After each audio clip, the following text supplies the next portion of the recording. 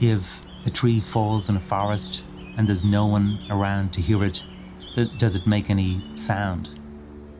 You can make a plausible argument that sound, which is the propagation of waves through the air that transmit vibrations, exists regardless of whether there's a detector or not.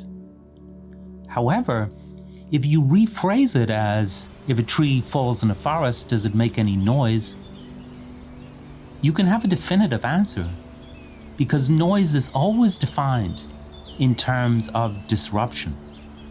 The first noise begins or exists when there is an organism capable of being disrupted from its task. So noise is a redirection away from one thing and to another thing. Sound is the much more general term. So we're living in a world awash with sound, unfortunately, also in a world now in which noise prevails.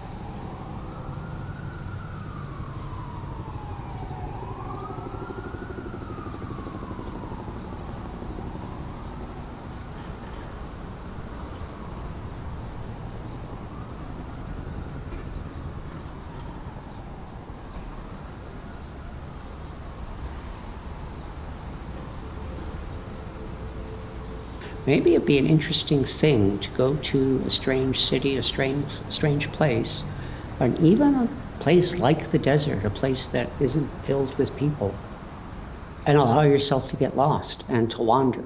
But we don't get many opportunities to hear what's going on inside of us when we're genuinely lost or genuinely don't know where we are or where we're going or how to get back to where we want to be, and can really appreciate that moment.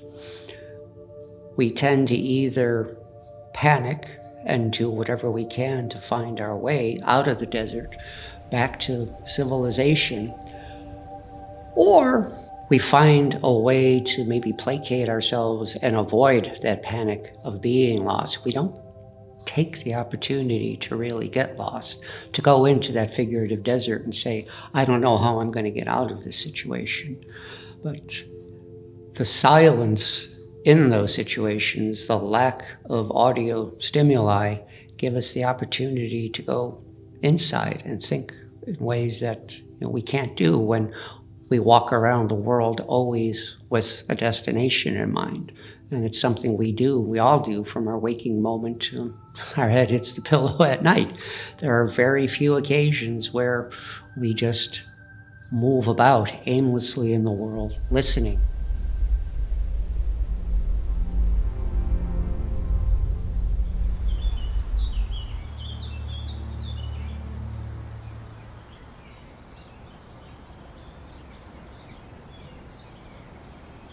What I'm encouraging people is to keep a sound diary.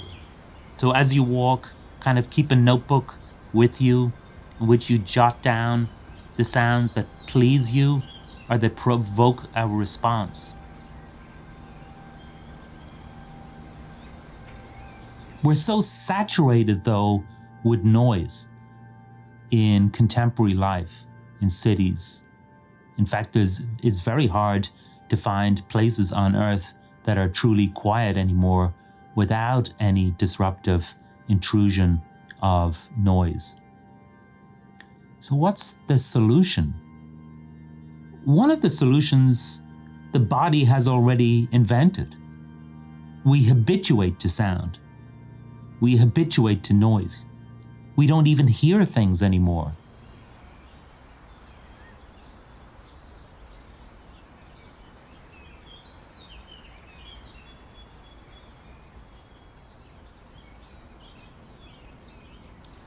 There is a sort of quietness that is not precisely silence, but it's characterized by an absence of noise.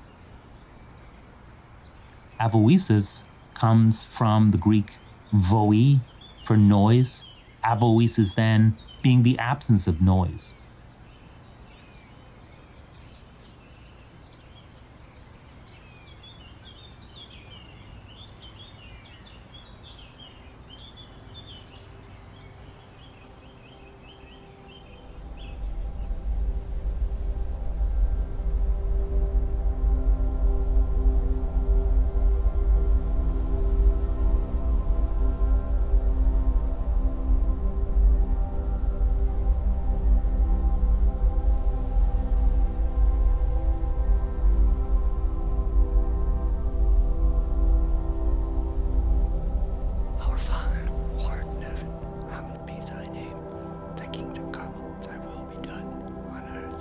Silence, I think, is our ability to attend to what it is we want to hear and to filter out what we don't want to hear, for better or worse.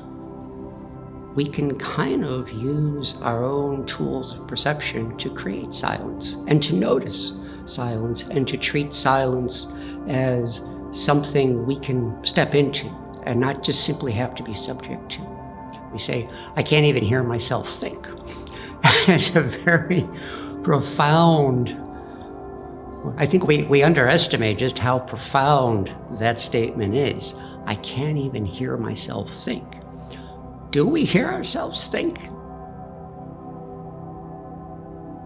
That desert metaphor has so many implications for us. When Jesus goes into the desert, there's that surrender of fear and anxiety about being in comfortable, known surroundings. There's that opportunity to hear the inner voice, whatever is generating it, be it your own fears and anxieties or be it God speaking to you. There's an opportunity to do so much if we just allow ourselves to get lost sometimes. And our world is constructed in a way where we never have to get lost. Or if we do get lost, there are easy solutions. We've forgotten what it's like to be lost and to experience what that means.